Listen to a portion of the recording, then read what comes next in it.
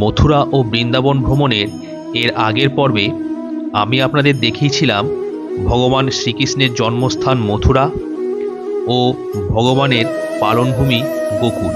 আর আজকে আপনাদের দেখাবো ভগবান শ্রীকৃষ্ণের লীলাভূমি বৃন্দাবন। পবিত্র তুলসী গাছ বা বৃন্দার বন থেকে এই স্থানের নাম হয়েছে বৃন্দাবন।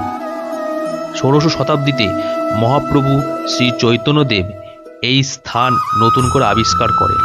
এই মন্দিরে ১৫১৫ খ্রিস্টাব্দে শ্রী চৈতন্যদেব এসেছিলেন।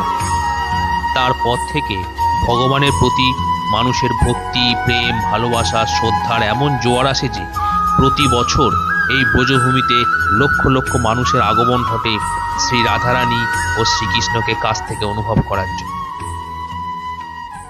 সকাল এখন 7:30 বাজে। ঘুম থেকে উঠে চান টান করে নিয়ে এখন আমরা বাঁকে বিহারী মন্দিরের দিকে যাচ্ছি। এই যে সামনে এসে গেছিল একজন, ওই জন্য দাঁড়িয়ে পড়লাম। তো এখন আমরা বাঁকে বিহারী মন্দিরের দিকে, ওখানে গিয়ে আমরা বাঁকে বিহারীজির পুজো দেবো আজকে। এরপর আমরা একটি পান্ডাকে ধরে বাঁকে বিহারীজির পুজো দিয়ে এসেছিলাম। তিনি আমাদের সমস্ত কিছু ব্যবস্থা করে দিয়েছিলেন। মন্দিরের মধ্যে কিন্তু কোনো ফটোগ্রাফি অ্যালাউ ছিল না। এই মন্দিরটি বৃন্দাবনের একটি প্রাচীনতম মন্দির। 1862 সালে এই মন্দিরের বিগ্রহটি স্বামী হরিদাস নিধিবন থেকে আবিষ্কার করেন। বাঁকে বিহারী মন্দিরের ভেতরে ঢুকে খুব সুন্দর দর্শন করলাম এবং খুব সুন্দরভাবে পুজো দিলাম। এই যে মন্দির, ভিতরে প্রচন্ড ভিড়, কিন্তু আগে ইউটিউবের ভিডিওতে দু একটা ভেতরের ভিডিও আমি দেখেছিলাম, কিন্তু এবারে শুনছি নাকি একদম ফোন ক্যামেরা কিচ্ছু অ্যালাউ নেই, সমস্ত কিছু বন্ধ। ওই জন্য ভেতরে আমি কোনো কিছু ভিডিও করতে পারিনি, কিন্তু পুজো খুব সুন্দর দিয়েছি। এই যে মন্দির থেকে আমি এখন পুজো দিয়ে বেরিয়ে এসেছি। এবারে সামনে আমাদের জুতো টুতো রাখা আছে, ওখান থেকে জুতো টুতো নেবো। সবাই খুব সুন্দর পুজো দিয়ে চলে গেছে সবার পুজো দিয়ে। তুমি দেখেছো বাঁকে বিহারীজিকে? খুব ভালোভাবে আমার পুজো দিয়েছে এবং খুবই আনন্দ লেগেছে। মানে আজকে যেহেতু রবিবার প্লাস আবার দুর্গাপুজো চলছে, আজকে এত ভিড়ের মধ্যে এত সুন্দরভাবে পুজো দিতে পেরেছি, সত্যি খুব ভালো লাগছে। এরপরে বাকি যেসব অন্যান্য মন্দিরগুলো আছে পাশাপাশি সেগুলো আমরা দেখব। চলুন যাওয়া যাক। আজকে অষ্টমী, আর অষ্টমীতে আমরা এখন বৃন্দাবনে আছি। যে এত দূরে থেকেও মা দুর্গার পুজো দেখতে পাচ্ছি, এটা বৃন্দাবনে বাঁকে বিহারী মন্দিরের রাস্তার সামনে। এরপর আমরা চলে এসেছিলাম বৃন্দাবনের বিখ্যাত নিধিবনে। নিধিবনের পাশে একটা জায়গায় এসেছি একটু ব্রেকফাস্ট করার জন্য হালকা করে। এই যে কচুরি ভাজছে, এখানে মাটিতে বসে খাওয়া হয়। এই যে এসে গেছে কচুরি সবার জন্য।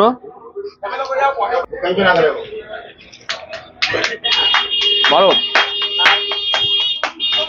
একটু আমাদের কচুরির থেকে ডিফারেন্স, বাট টেস্টি খুবই ভালো, খুব সুন্দর খেতে।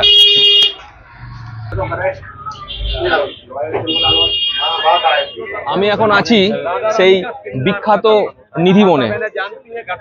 এই যে নিধিবন, এই সেই বিখ্যাত নিধিবন যেখানে শ্রীকৃষ্ণ লীলা করতেন। এবং এখনো নাকি সবাই বলে যে এখনো নাকি শ্রীকৃষ্ণ এখানে রাতের বেলায় এসে লীলা করেন, তখন এই গাছগুলো নাকি জীবন্ত হয়ে যায়। আর এই গাছগুলো হচ্ছে বন তুলসী গাছ, যেগুলো সব মাথাটা নিচের দিকে করে আছে নত অবস্থায়। এই গাছগুলো বলে এই গাছগুলো নাকি গোপিনী, এরাই নাকি জীবন্ত হয়ে যায়। এবং এখানে গাছগুলো কত সুন্দর দেখুন।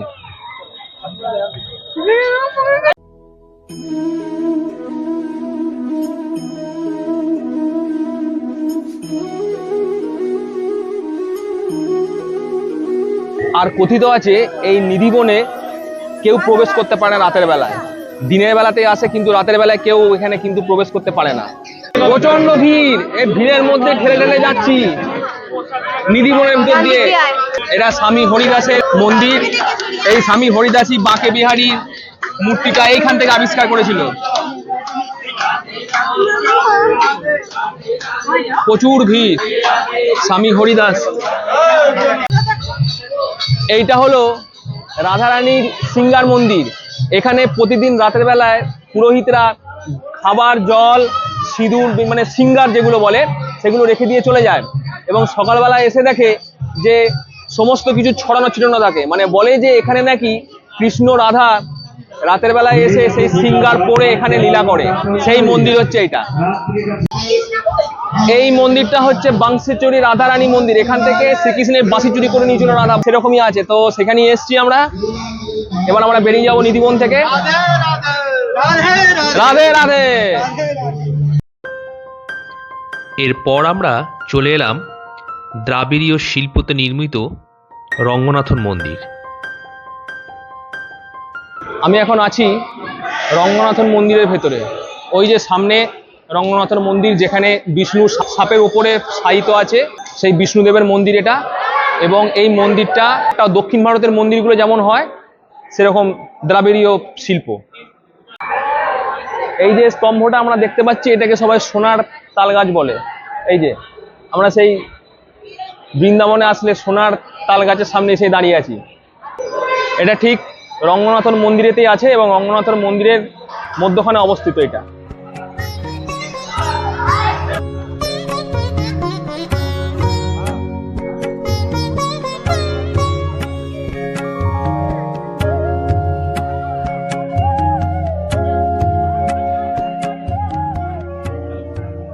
বৃন্দাবনে কিন্তু হেঁটে ঘুরতে ঘুরতে আপনাদের কিন্তু পরিশ্রমটা ভালোই হবে। এই জন্য মাঝে মাঝে এরকম লস্যি বিক্রি হচ্ছে, খেতে পারেন, অসুবিধা নেই। কারণ লস্যির টেস্ট কিন্তু দুর্দান্ত। আমিও কিনলাম, দুর্দান্ত স্বাদ, অবশ্যই খাবেন। প্রত্যেকটা মন্দিরের পাশেই দেখবেন লস্যির দোকান ভর্তি। রঙ্গনাথন মন্দির থেকে কিছুটা পায়ে হেঁটেই আমরা চলে এলাম এই মীরাবাই মহলে। এখানেই মীরাবাই শ্রীকৃষ্ণ ভজনা করতেন। আমরা এখন এসেছি মীরাবাইয়ের সেই ঘরে যেখানে বসে মীরাবাই শ্রীকৃষ্ণের ভজনা করতেন। এই সেই বাড়ি। এই যে মীরাবাইয়ের, এই যে মীরাবাই, ওখানে ছবিটা দেওয়া আছে মীরাবাইয়ের। আর এই যে বাড়িটা, এইখানেই মীরাবাই কৃষ্ণ ভজনা করতেন। এরপর আপনারা দেখে নিতে পারেন শাহজি মন্দির। এই মন্দিরের বিশেষত্ব হলো এই মন্দিরের 12টি পিলার ঠিক সাপের মতো। তারপর দেখে নিন রাধারমণ মন্দির।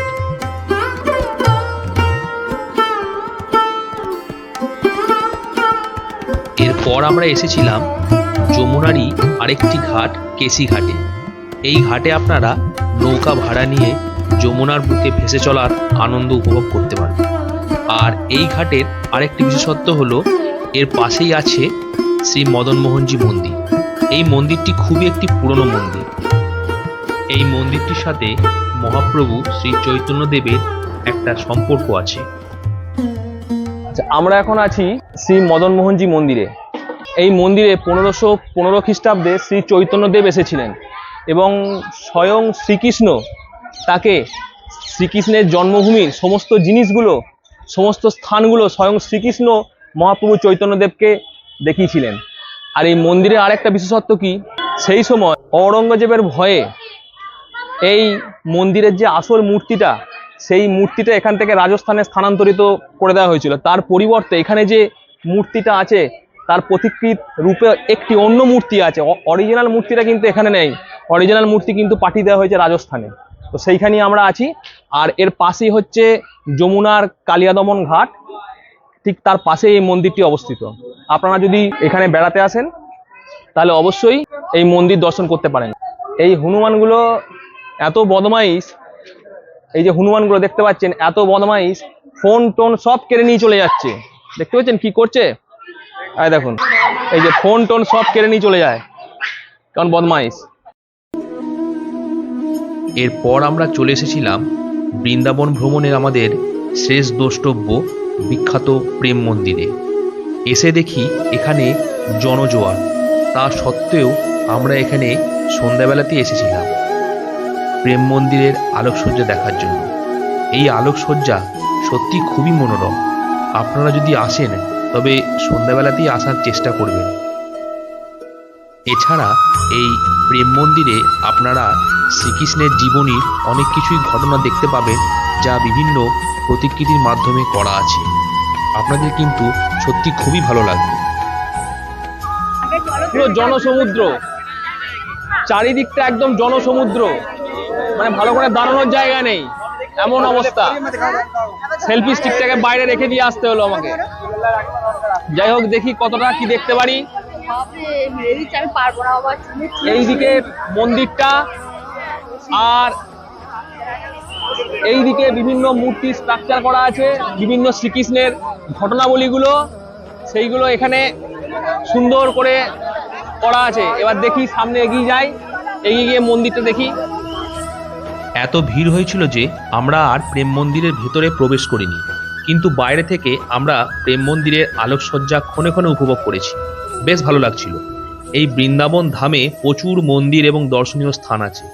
একদিনে সব কিন্তু দেখা সম্ভব না, তাই যতটা সম্ভব আমরা বৃন্দাবনের প্রধান প্রধান দ্রষ্টব্য স্থানগুলি দর্শন করেছিলাম, যা আমি ভিডিওর মাধ্যমে আপনাদের সামনে তুলে ধরেছি। আমার এই ভিডিওটি যদি আপনাদের ভালো লেগে থাকে তাহলে অবশ্যই একটা লাইক করবেন এবং বন্ধুদের সঙ্গে শেয়ার করবেন। আর চ্যানেলে নতুন হলে অবশ্যই সাবস্ক্রাইব করবেন, আর পাশে থাকা বেল আইকনটি ক্লিক করে দেবেন, যাতে নতুন কোনো ভিডিও যখনই আপলোড করব সঙ্গে সঙ্গে তার নোটিফিকেশান আপনারা যেন পেয়ে যান। ধন্যবাদ।